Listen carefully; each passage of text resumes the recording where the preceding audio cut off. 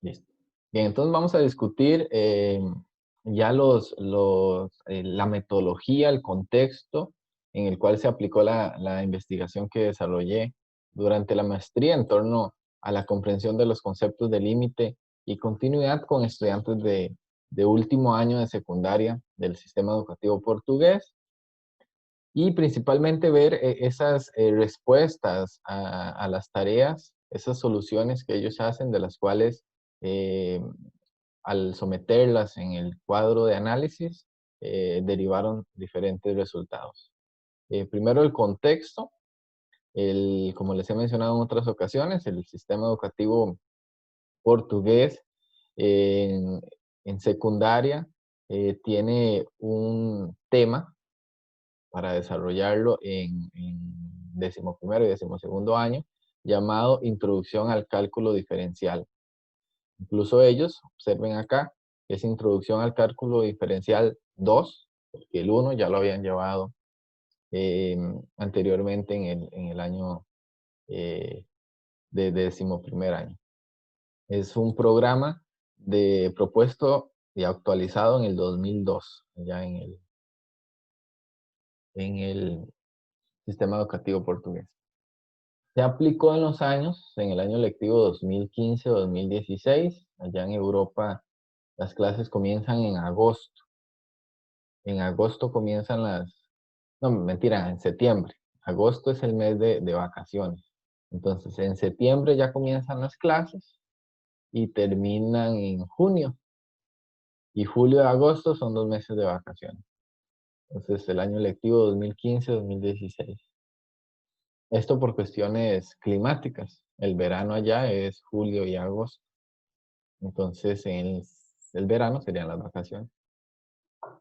Bien, se aplicó en un grupo de 12º año, de secundaria, el último año, que los ya acredita como estudiantes ya de secundaria, preuniversitarios, con 21 estudiantes masculinos, hombres y 7 mujeres, un total de 28 estudiantes a los cuales se les aplicó las tareas, el estudio, con edades entre 17 y 19 años. Ya habían estudiantes que llegaban en carro de la secundaria. Bien. Em,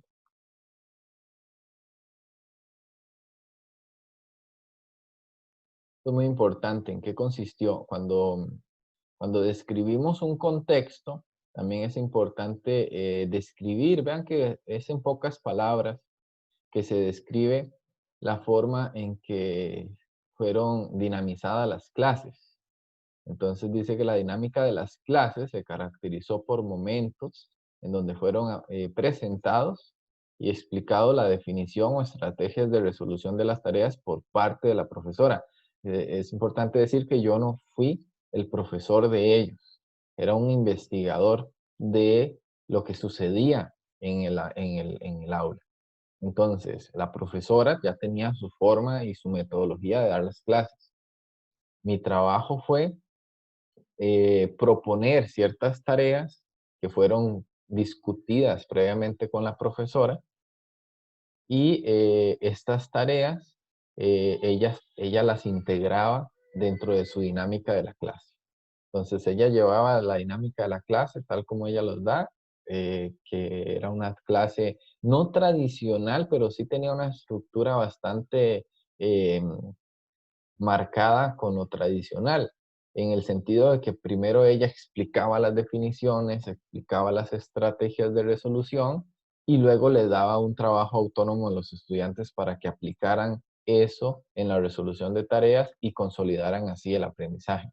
Había mucha participación, había mucha discusión entre los grupos. La profesora era muy dinámica, era veloz, era alguien súper rápido, así dinámico dentro de la clase, hablaba, señalaba a un estudiante, lo llamaba por su nombre, lo ponía a participar, los mandaba a la pizarra. Era muy enérgica ella, tenía un dinamismo bastante activo. Sin embargo, sí, ella siempre llegaba, presentaba, decía, hoy vamos a ver este concepto, esta definición, vean este ejemplo acá, les daba algo como una herramienta para ellos luego aplicarlos en la resolución de los ejercicios. No era esa clase de descubrir o de explorar primero para luego definir. No, ella llegaba, definía, esto es, ustedes lo tienen ahí en el manual, está escrito, está la definición, ahora vamos a aplicarlo con esto. Y ella proponía ejercicios bastante interesantes, tareas bastante interesantes, y dentro de esas tareas estaban ahí coladas las tareas que yo proponía para el estudio y en las cuales me enfoqué para luego eh, tomar las soluciones de los estudiantes y así poder analizar la comprensión de los conceptos. Las tareas y los métodos aplicados, como dice acá, de mi parte como investigador, fue un papel de observador participante. Claro que estaba observando todo lo que sucedía en la clase, incluso las clases se grababan en audio, tomaba nota de las preguntas que hacían los estudiantes, del diálogo que se establecía, pero también participaba en el sentido de que cuando ellos estaban trabajando con la resolución de las tareas, me movilizaba en los diferentes grupos de trabajo para conversar con ellos, preguntarles cómo llegaron a esta respuesta, indagar un poco más en el proceso de solución, escucharlos, me llamaban si tenían dudas también, o sea, era como un segundo profesor, sin embargo, no era el profesor a cargo del curso. ¿Qué más tenemos por acá? Ya explica más o menos el total de aulas que se observaron, el trabajo que se hizo con la profesora. Se aplicó una tarea TD, tarea de diagnóstico. Esa tarea buscaba analizar los significados atribuidos por los alumnos a los conceptos de límite y continuidad. Ya ellos los habían muy por encimita visto.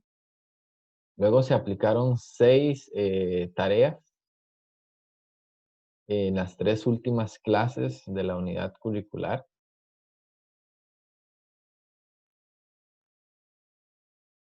Y para los resultados que voy a presentar acá, me voy a enfocar en los resultados de 3 estudiantes, que los nombres son ficticios.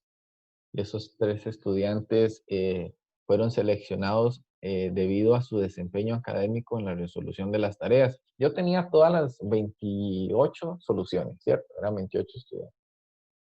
Y tuve que, en el proceso de análisis, observar que habían estudiantes que completaban todo de maravilla, habían estudiantes que tenían ciertas deficiencias, un término, en un desempeño académico regular, y habían estudiantes que sinceramente no sabían nada de lo que estaban haciendo. Realmente no iban al día, no se interesaban incluso por el curso, por la materia, y que también tenían muchas dificultades de aprendizaje y arrastraban muchas concepciones erróneas, no solo de lo que estaban viendo, sino de todo lo anterior, de álgebra, de aritmética, conceptos básicos que deberían de tener. Como en todo proceso académico, ¿verdad? Como en todo grupo, siempre van a haber como esos estudiantes que a veces uno se pregunta por qué han llegado hasta acá y no tienen los conocimientos necesarios. Entonces, esos estudiantes son Samuel, Tiago y Sara, nombres ficticios. Samuel es estudiante que tiene un desempeño académico bastante bueno, que argumentaba todas sus respuestas, que demostraba un dominio de los conocimientos. Tiago, un rendimiento opuesto al de Samuel, bien débil, poco participativo, con muchas dificultades conceptuales. Y luego Sara, que tenía ciertas intervenciones, no siempre eran correctas, participaba, tenía un desempeño académico medio, un estudiante regular.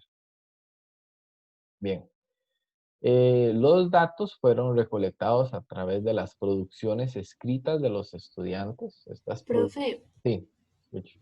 perdón que le interrumpa. Sí, sí, sí.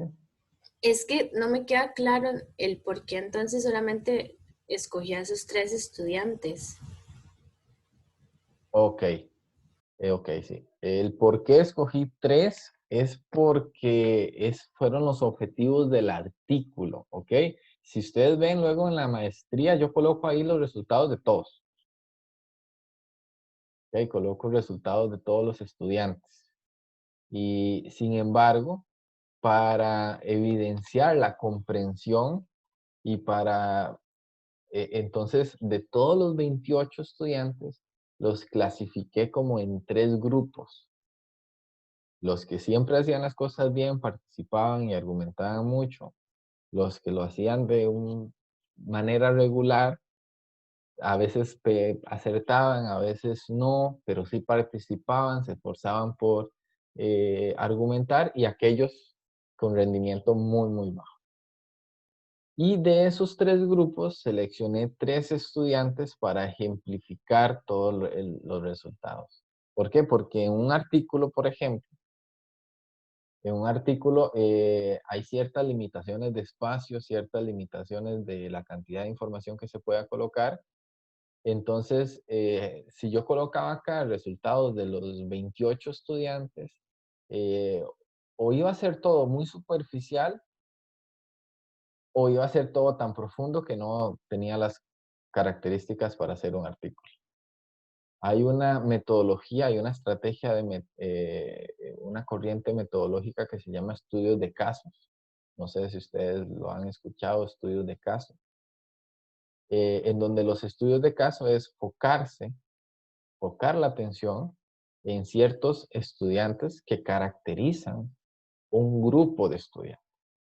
Entonces yo me enfoqué en 3 casos para generalizar lo que estaba sucediendo en todo el grupo de 28 estudiantes. ¿Ok? Ah, ok, ok. Y digamos, a Samuel, Tiago y Sara los escogió aleatoriamente de cada uno de esos grupos. O fueron seleccionados a propósito, digamos. Eh, de esos 3 fueron seleccionados como representativos de ese grupo, Ah, ok. porque Ok. también hubo estudiantes que sus soluciones no me decían nada, no me mostraban nada para lo que quería hacer. O sea, había que discriminar y decir, no, este estudiante no me aportó nada a la investigación, porque sus soluciones fueron muy superficiales, o tenía estudiantes donde una tarea simplemente no la resolvían. Entonces, seleccioné 3 característicos a partir de todas estas descripciones que hago acá. Ya Samuel, el que siempre participaba en la clase, el que siempre participaba con intervenciones correctas, el que mostraba dominio de conocimiento matemático, así como Samuel habían varios, había un grupito. ¿Ok? Luego están los de que no participaban nada, los que mostraban muchas deficiencias. Y luego estaban los de una participación regular. Entonces fueron 3 característicos. ¿Ok? Es una decisión, un abordaje investigativo. Simplemente es para presentar resultados. ¿Ok? Ah, ok. Listo. Sí, es que nunca había visto que hicieran algo así, por eso preguntaba. Ok, pero es una corriente, se llama estudios de caso. Estudios de caso, sí. De hecho, me acuerdo que cuando estaba haciendo la maestría, me compré un librito que se llama Metodología y el arte de investigar a través de estudios de caso. Y entonces ahí fue donde también investigué un poco más al respecto. Y es una opción que permite caracterizar los resultados de todo un grupo a partir de 3 casos, en este caso. Incluso hay quien lo haga a través de un caso. Y ahora, ¿por qué? ¿Cuáles son los objetivos del artículo? Mi objetivo es observar cómo se evidencia que los estudiantes desarrollen la comprensión de los conceptos de límite y continuidad, ¿cierto? Entonces, es observar cómo se evidencia esa comprensión a través de los significados, las representaciones, visualización, y a través de las dificultades y los errores. Si mi objetivo hubiese sido el grupo en sí, o sea, cómo se desarrolla en un grupo de secundaria, pero mi objetivo está enfocado es en la comprensión de los conceptos de límite y continuidad. O sea, el objeto de estudio de este artículo, y que también lo fue de la maestría, fue el objeto matemático en sí, límite, continuidad y su comprensión. Tomé de todos esos 28 estudiantes, tomé 3 significativos para analizar esa comprensión que se desarrolla en ellos. O sea, fue una decisión que el investigador tomó para desarrollar el objetivo propuesto en su investigación. No quería enfocarme, por decirlo así, en todo lo que estaba sucediendo para todos los estudiantes, o decir por qué fulanito no respondía, no estaba enfocado en por qué este estudiante nunca resolvió nada, o sea, no estaba enfocado en esa parte o afectiva o didáctica, tampoco estaba enfocado en cómo se daban las clases, sino ver de todos esos estudiantes de 12º año que están desarrollando el concepto de límite y continuidad. Tomé 3 con características bastante diferentes y que caracterizaban en sí la generalización del grupo para analizar el desarrollo de la comprensión de esos 2 conceptos. Forma parte de esa limitación, o sea, delimitación que hay que hacer en los estudios que se aplican. Muy bien, excelente discusión y muy buena pregunta. Bien, como les decía, los datos fueron recolectados a través de las producciones escritas de los alumnos y también de la grabación de las clases observadas, de las notas de campo que tomé como investigador y de una entrevista que apliqué individual a los 3 estudiantes seleccionados. O sea, yo ya desde el proceso de investigación, desde las notas de campo, yo ya identifiqué estos 3 estudiantes. Y decía, no, tengo que Samuel, Tiago, Saras generalizan este grupo, entonces les voy a hacer una entrevista individual a los 3 al final de la aplicación de las tareas. Entonces, cada vez que se aplicaban las tareas, iba e entrevistaba a los 3, como para tratar de indagar un poco más sobre lo que ellos estaban haciendo. Obtener más información más detallada de esas resoluciones. Tal como lo presenté y lo definí en el marco teórico, que discutimos en las clases anteriores, eh, los datos se analizaron de forma descriptiva e interpretativa. Esto es muy importante. Muchas veces desde la psicología y desde las ciencias básicas, el análisis de datos que se promueve es un análisis muy cuantitativo, donde tienen que venir escalas, porcentajes, gráficas, y eso ha embarrialado mucho la cancha para hacer investigación en educación matemática. Porque muchas veces son los psicólogos, y así está planteado en nuestra carrera de educación matemática, aspecto que a cierto punto no estoy de todo de acuerdo. Sin embargo, eh, los psicólogos son los que mejor han desarrollado la parte de metodologías de investigación.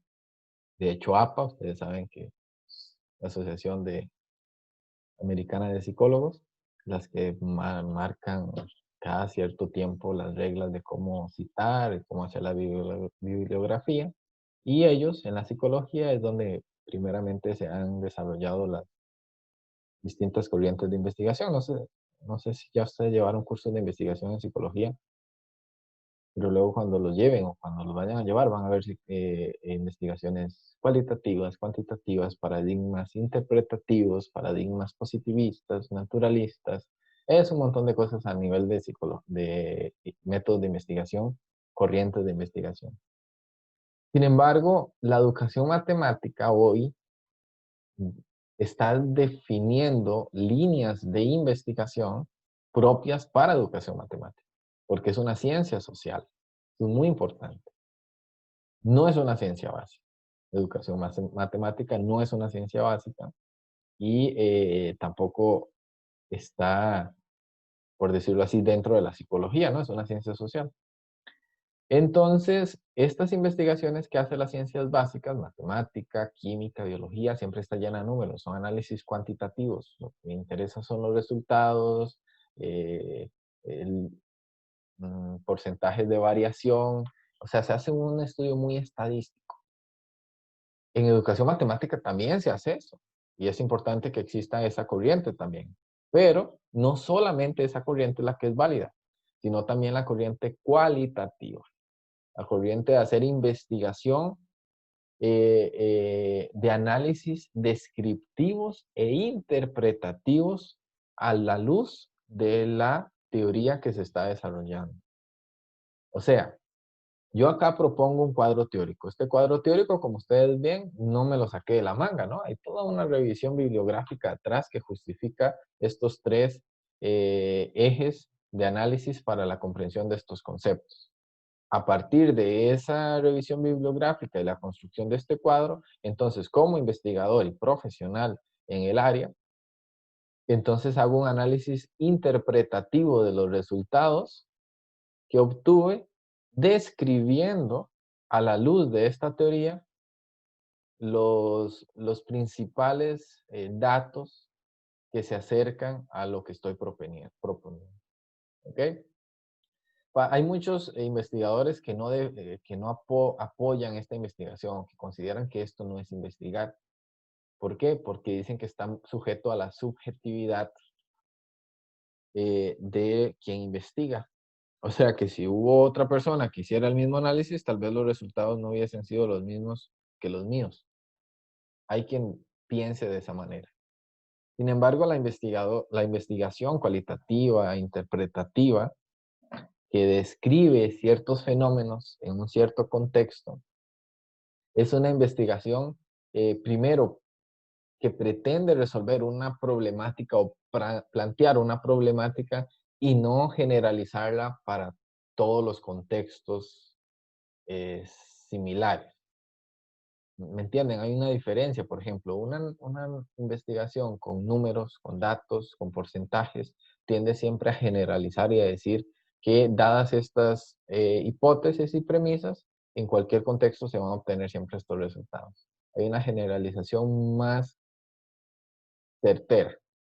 Cuando estamos de forma descriptiva e interpretativa analizando datos, por ejemplo acá, no pretendo decir, bueno, lo que sucedió en ese contexto va a suceder lo mismo en otro contexto. No, no necesariamente. ¿Por qué? Porque ahí es donde entra la parte de que somos una ciencia social. Hay factores, hay variables, hay dinámicas que son diferentes, estudiantes diferentes, profesores diferentes. Una misma tarea para grupos distintos generan resultados distintos.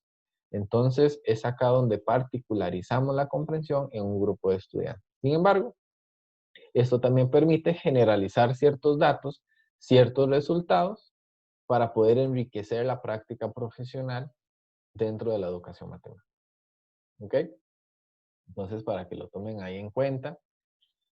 Y desde mi punto de vista, hay que siempre tener un equilibrio entre investigaciones positivistas, investigaciones de estadísticas dentro de la educación matemática, pero también investigaciones que analicen datos de forma descriptiva e interpretativa. Y en este cuadro conceptual, el cuadro que llamo de 3 dimensiones, de acuerdo con la literatura, permitirá entonces acceder a la comprensión que los estudiantes están evidenciando en torno al concepto de límite y continuidad.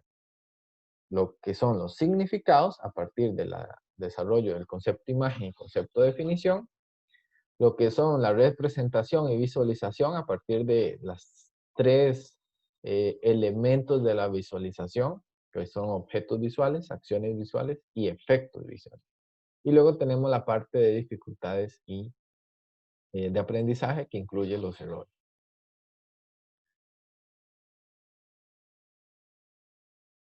Y acá vamos entonces a presentar ya los datos, los resultados más principales. Bien, cuando se solicitó en la tarea de diagnóstico explicar en qué otros contextos fuera de la clase de matemática, ¿verdad? Ha oído hablar del término de límite. Fue una de las preguntas de la tarea de diagnóstico. Era una tarea tipo también entrevista. O sea, la tarea se desarrollaba de forma también en esa modalidad de entrevista. Habían partes de preguntas, habían partes de resolución, y se les preguntó a los estudiantes, ¿dónde ha escuchado hablar del término límite? ¿Cuál es el significado dentro de ese contexto? Y veamos algunas respuestas acá. Por ejemplo, Sara y Samuel revelan que el significado de límite lo asocian a algo que no se puede ultrapasar, que no se puede eh, sobrepasar, por decirlo así. Y veamos puntualmente lo que ellos dicen.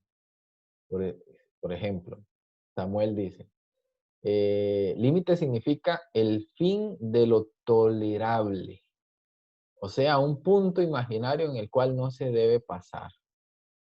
En el, porque él dice, sin embargo, el caso que se logre pasar usualmente tiene consecuencias no deseadas. Por ejemplo, él hablaba el límite del cuerpo, exceder el límite significa lesiones, heridas para el cuerpo. Entonces él lo estaba relacionando la palabra límite en un contexto de que hasta aquí puedo tolerar, porque si paso el límite, entonces voy a tener consecuencias no deseadas como las heridas en el cuerpo. Sara, por su parte, dice, es como se está casi a cometer un crimen. Se está en el límite de lo que es legal y lo que no lo es. Por ejemplo, significa que no se debe pasar a la acción del crimen porque si se pasa, entonces hay una acción ilegal. O sea, también hablando un poco de la ley, de lo que es socialmente aceptado, entonces lo hacía referencia a ese límite. ¿Ok? Es importante decir que estos estudiantes no se estaban escuchando en sí sus respuestas. ¿Ok? Samuel estaba en una sección de la clase, Sara estaba en otra y Tiago en otra. Eran tres estudiantes que no compartían el mismo grupo, eran independientes, hacían su trabajo autónomo con otros estudiantes, pero sus soluciones eran independientes entre sí.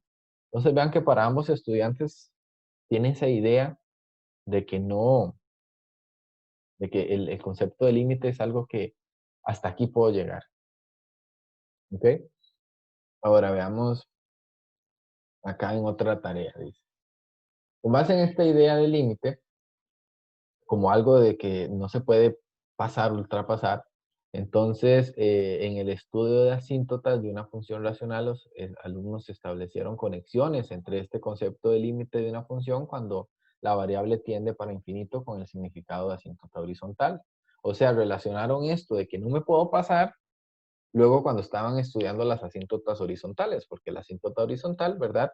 Es ese límite en el cual nunca voy a tocar, no voy a pasarme de esa asíntota. Entonces Samuel interpretó correctamente que la recta y igual 2 es asíntota horizontal del gráfico de f con este valor de límite, cuando x tiende a más infinito de la función f de x. Veamos acá en la resolución de Samuel acá. Ven, considere la siguiente información, esa era la tarea, daba dos funciones, les decía el dominio de la función, decía la recta y igual 2 es asíntota del gráfico de f, f no tiene ceros, y g es esa otra función, que es una función definida a partir de f, y no estamos viendo f. Entonces determine la asíntota horizontal del gráfico de g. Entonces estudiaba asíntota horizontal a partir de los datos de que se estaban dando, tenía que estudiar que para encontrar la asíntota horizontal debía calcular el límite de la función g cuando x tiende a más infinito. Hacía los respectivos cálculos algebraicos. Luego llegaba a la parte indeterminada y luego ya encontraba entonces la asíntota horizontal de g. ¿Okay? 1 sobre infinito 0, 0 menos 1 menos 1. Entonces la asíntota horizontal de g es x igual a menos 1. Perdón, y igual a menos 1.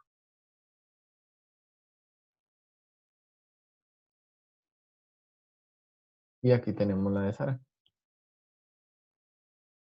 Pero estará en otra función. Determinen la ecuación de la recta L en otra tarea. La tarea 6.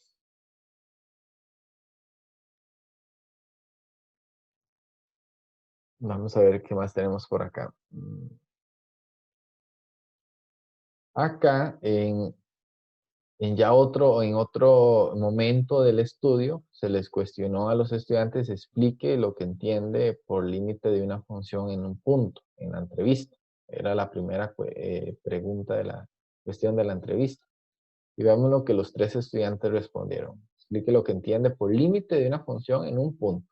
En la entrevista yo quería ya como destacar las definiciones más, o sea, la aproximación que ellos daban a la definición formal que se estaba desarrollando en la clase con respecto al límite de la función en un punto. Samuel dice que son eh, a qué valores de la función se aproxima cuando se aproxima de ese punto. Es la definición de Samuel.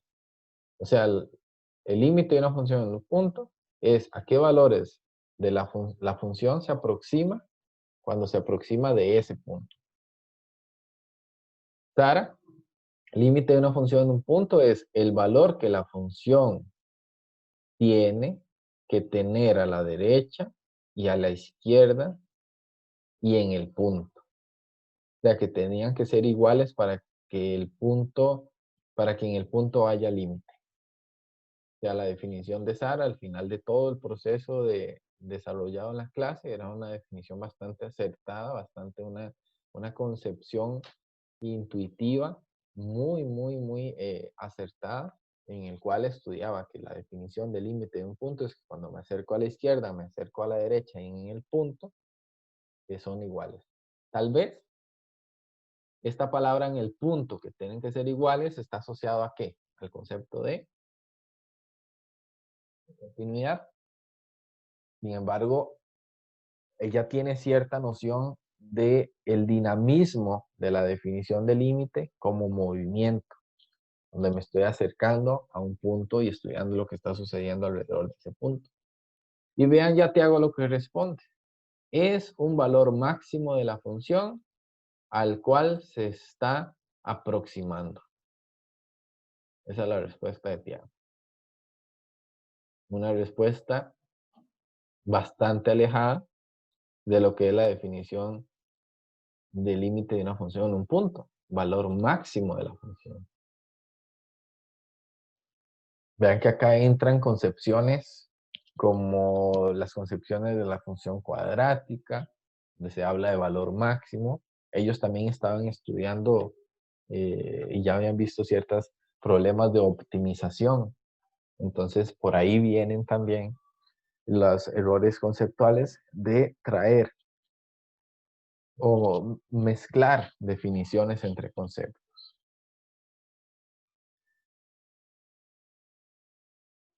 Esta definición de Samuel y Sara es una concepción dinámica de límite que implica movimiento. Me estoy aproximando a un ciertos valores.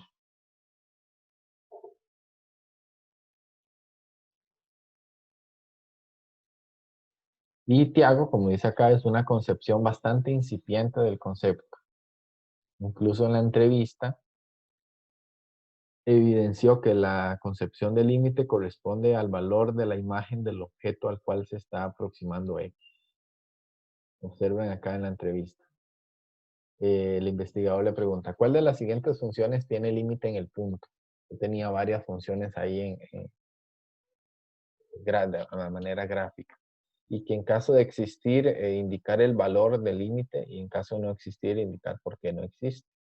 Entonces él estaba observando las imágenes en silencio y entonces como no respondía, entonces yo le empecé a preguntar, ¿en la función f hay límite? Y él dijo que sí. ¿Y cuál es el valor del límite de f cuando x tiende a A? Y entonces él dijo que b. Luego, en la función g hay límite y él también dijo que sí y era c. Observen, aquí están las imágenes. Y ya en la función r, ok, observen r, también dijo que había límite y dijo que era el punto C. O sea, para estas tres gráficas, el estudiante Tiago dijo que sí había límite en las tres. En la primera dijo que el límite de f cuando extiende a es b. En la segunda dijo que era c, que no sé si logran ver, voy a ampliarlo acá, pero era lo que les hablaba de, de que el estudiante lo relacionaba con la imagen del valor. O sea, para él observaba un punto abierto en B y un punto cerrado en C. Él sabía que la imagen de A es C. Entonces él dijo, sí, hay límite y el límite es C. Y luego acá el estudiante también se le hizo la pregunta, dijo, sí, hay límite y el límite también es C, porque era donde vio el punto cerrado. Entonces vemos como al final de todo el proceso, de todas las clases, incluso ya estaban terminando secundaria, este estudiante Tiago termina todo el proceso de aprendizaje sin comprender lo que es límite de una función. O sea, él relacionó límite con imagen solamente. O sea, para él el límite de una función es la imagen del valor la imagen del punto en el valor de x que se está estudiando. ¿Ok? Vean que entrevistas así son interesantes hacerlas, aplicarlas, por ejemplo, al final de un curso de cálculo 1. Ver que tal vez muchos estudiantes pasan cálculo 1 de manera instrumental, pero cuando se les presentan tres gráficos como estos y se les pregunta el límite, puede ser que alguno se incline a responder tal como Tiago lo hizo, porque no le estoy preguntando acá calcule un límite, analice si existe o no el límite en A, y si existe cuál es el valor, y si no existe, ¿por qué no existe? ¿Ok? De impresiones, comentarios alrededor de esto. Vean que esta primera fase es analizar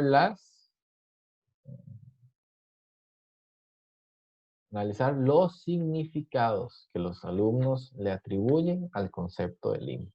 Entonces vemos significados que tienen que ver con la parte dinámica del límite, como aproximaciones y movimientos dinámicos de aproximarme a ciertos valores, y concepciones equivocadas, erróneas, como la que hace Tiago, de que considera que el límite corresponde al valor de la imagen de X, al cual se está aproximando el valor. Bien, no hay esa concepción dinámica de límite, ni intuitiva, no existe para ti. ¿Si tienen algún comentario, dudas, preguntas en esta parte?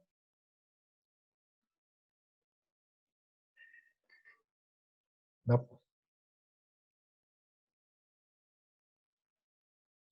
Bien, veamos ahora lo de la representación y visualización del concepto de límite. Ya a partir de acá se va a estudiar ciertas acciones visuales que los alumnos ejecutan sobre los objetos. Por ejemplo, en las tareas en que el objeto visual era el gráfico de una función, la principal acción visual de los alumnos fue la conversión de la representación gráfica en representación simbólica o en representación verbal, interpretando lo que el gráfico, la información que el gráfico les mostraba. Es una acción. O sea, la acción visual acá fue convertir, pasar de un sistema de representación a otro. Entonces veamos, en este caso de la tarea de diagnóstico, en el cual necesitaban interpretar gráficamente los datos aquí representados y convertir esa información en resultados simbólicos, como es calcular el valor de un límite, o en representaciones verbales para indicar que un límite no existía. Entonces, dado a una representación gráfica, observamos respuestas de Samuel, donde se están preguntando los límites, y utilizan hacer este paso de lo gráfico a escribir esto, menos infinito, menos 1, 2, más infinito, o no está determinado. Por ejemplo, vean el límite cuando x tiende a 1. El límite cuando x tiende a 1 es un límite que no está determinado. Por la izquierda se aproxima a 2, por la derecha se aproxima más infinito. Es un límite que no está determinado. Entonces, todo ese proceso que está ahí por detrás es una acción visual que consiste en convertir información gráfica en información simbólica y verbal. Otra acción visual era la creación de un gráfico. Creo que también esta tarea se las propuse a ustedes al inicio del curso, donde les daba ciertas condiciones de una gráfica y tenían que diseñar, hacer la gráfica. Entonces vean que aquí están las tres soluciones de Samuel, Tiago y Sara. Entonces, una acción visual también que fue manifestada en la resolución de los estudiantes, pues la creación de un gráfico de una función. Ya que acá yo no estoy valorando si el gráfico está bueno, está malo, o si las respuestas fueron correctas. Lo que estoy valorando son las acciones visuales que se pudieron observar en el tratamiento de los objetos. Y finalmente aparecen las dificultades de aprendizaje y los errores. Una de las primeras dificultades que evidenciaron los estudiantes fue la dificultad en determinar la existencia del límite cuando x tiende a un punto, tal como lo vimos en el ejemplo de Tiago. Es una de las dificultades que él muestra. No puede, que incluso al final del proceso, él no logró superar esa dificultad y la mantuvo siempre persistente de no poder calcular o responder de manera correcta en relación al calcular el valor de la función, del límite de la función en un punto. Vean acá. Cuando fue cuestionado sobre qué condiciones son necesarias para garantizar la existencia del límite de una función en un punto, el estudiante Tiago respondió, el punto tiene que pertenecer al dominio. Y sabemos que no es así, ¿cierto? O sea, puede ser un punto que no pertenezca al dominio y que el límite sí exista. Por otro lado, la concepción del límite como proceso de aproximación lateral llevó también a los estudiantes a tener dificultades en reconocer la unicidad del límite de una función en un punto. Muy importante que no solamente reconocer si el límite existe, sino reconocer la otra propiedad importante del límite, que es un valor único. ¿Okay? El límite existe y su valor debe ser único. ¿Ok? Eso es lo que nos dice, nos enseña y el conocimiento matemático con el cual se trabaja. Y para algunos estudiantes no necesariamente eso era cierto. Por ejemplo, vean acá en el caso de Sara, en aquellas tres gráficas que Tiago respondió que siempre había límite y que era la imagen, vean aquí en otras gráficas lo que anota Sara. Sara está estudiando los límites por la izquierda y por la derecha. Está estudiando límites laterales. Pero la pregunta no era estudie los límites laterales. La pregunta era, analice las siguientes gráficas, si existe límite, dé su valor y si no existe, diga por qué. La respuesta de Sara solamente fue dar los valores de los límites laterales. Y un error asociado a la utilización de procedimientos algebraicos en el proceso de límite. Es algo que también fue evidenciado. Siempre esos errores de procedimental. Y ya para concluir, voy acá ya para concluir, la noción de continuidad, hago lo mismo, estudio los significados, las representaciones y las dificultades. No voy a presentar todo con detalle, ustedes ahí tienen el texto, solamente voy a esta parte de significados que me parece sumamente importante. Siento que como profesores debemos siempre indagar acerca de los significados que están creando, el concepto imagen que se está generando en los estudiantes antes de una definición y después de la definición. ¿Cuál es el concepto imagen que están desarrollando? Entonces, en las tareas de diagnóstico se le preguntó a los estudiantes qué significa una función ser continua. y los estudiantes revelaron una concepción totalmente incompleta del concepto de continuidad. Tiago y Samuel responden de la misma forma, indicando que una función es continua si para cada objeto corresponde una imagen. Y este resultado muestra que, que el concepto de definición que estos alumnos tienen está asociado a sus experiencias previas al estudio de funciones.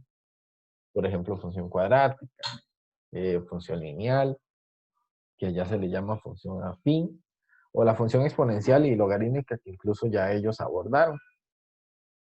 En el caso de Tiago, esta concepción de continuidad está mucho más fija en su estructura cognitiva, en ese concepto de imagen, y la mantiene hasta el final de la unidad de enseñanza. Aún en la entrevista final que se le aplicó, que se le volvió a preguntar qué condiciones son necesarias para garantizar la continuidad de una función en un punto, el estudiante nada más dijo, tiene que haber una imagen correspondiente a cada punto. ¿Ok? Y no necesariamente. No necesariamente. Ya sabemos que un punto puede tener imagen y esa función no ser continua en ese punto. ¿Ok? Que necesitamos estudiar el límite de esa función a ver si corresponde al mismo valor de la imagen. Entonces nunca hubo en Tiago esa relación de que para analizar la continuidad también tenía que integrar la noción de límite para estudiar la continuidad de una función en un punto.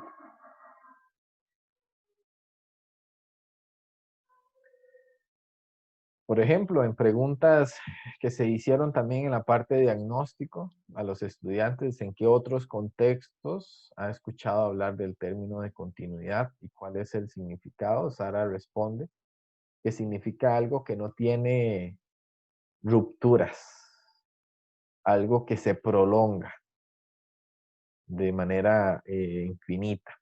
Entonces, para ella esa era la noción de continuidad. Y veamos acá ya cómo en la entrevista Sara y Samuel revelan que el concepto de definición de continuidad que inicialmente tenían cada vez se fue aproximando más a la concepción dinámica de continuidad y reconociendo las condiciones que eran necesarias para que una función sea continua. Vean, ¿qué condiciones son necesarias para garantizar la continuidad de una función? Sara dice que para una función ser continua, la función, el límite a la izquierda y el límite a la derecha deben ser igual a la imagen de esa función. Entonces, si todos son iguales, entonces la función es continua. Y ya al final también en la entrevista, cuando se le preguntó a Samuel, explique lo que entiende por función continua, dice, es una función que en todos los puntos de su dominio, ya incluye dominio, el límite del punto, izquierda y derecha, tiene que ser igual a la imagen. ¿Por qué? Porque si es un punto del dominio, va a tener necesariamente imagen. Y esa imagen tiene que ser igual al valor del límite por la izquierda y por la derecha. Al inicio Samuel no tenía esta definición, luego del proceso logramos evidenciar que su concepto de definición fue cada vez más fue aproximándose a la noción formal de límite.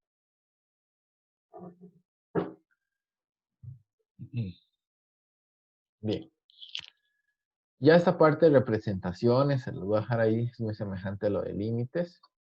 Y la parte de, por ejemplo, acá en representaciones lo que se habló es cómo ellos utilizan la representación verbal para justificar con letras y símbolos matemáticos, justificar por qué una función es o no es continua. Entonces observen aquí las respuestas de ellos, donde escribían.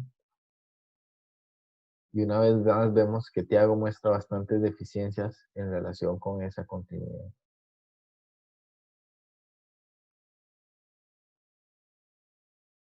Y ustedes luego ven esa parte. Y luego en el artículo, solo para mostrarles, al final debe tener esa parte de discusión y conclusiones, en donde se trata de responder a las preguntas planteadas. Las preguntas eran, ¿qué significado los estudiantes atribuyen? Entonces aquí hablo de que hay significados intuitivos, significados más formales y que ellos van desarrollando a través de sus conceptos imagen. Y menciono acá los autores en los cuales, por ejemplo, hago referencia también en el marco teórico. Incluso acá hago una discusión en torno a los tres mundos de David Vital, de cómo esos significados fueron evolucionando. Claro que no llegaron al mundo formal, sin embargo, sí hubo un mundo muy personalizado en torno a las nociones de límite y continuidad, que luego fue avanzando y evolucionando hasta el segundo mundo procedimental, el mundo proceptual propuesto por el autor. Entonces, esta es la parte, entonces, como un artículo cerraría, ¿verdad? Discutiendo a través, dando respuesta a las preguntas planteadas al inicio. Y listo. Luego viene la referencia. Bien. Entonces, con esto ya cierro esta idea de que hemos estado discutiendo en torno a elementos para analizar la comprensión de los conceptos del análisis matemático. Incluyen las funciones, ¿cierto?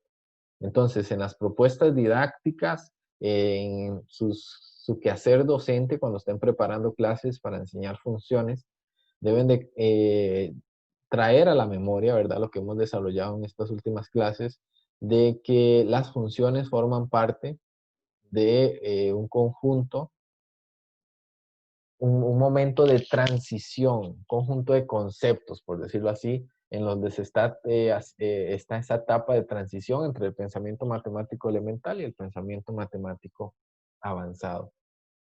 Y hay que tratar a los conceptos promoviendo una comprensión relacional, no solamente instrumental, y para eso debemos tomar en cuenta significados, representaciones, visualización, errores, dificultades, y promover esa comprensión relacional. Muy bien. Bien. Entonces, no sé si tienen alguna duda, aporte, comentario. Si no, terminamos por acá esta primera etapa de la sesión, esta primera parte. ¿Todo bien? Todo bien. Ok. Entonces, bien, vamos a tomar son las 8:30 en mi reloj. Vamos a tomar unos 20 minutos y nos vemos a las 8:50. ¿Ok? Ok. 8:50, voy a dejar acá de grabar.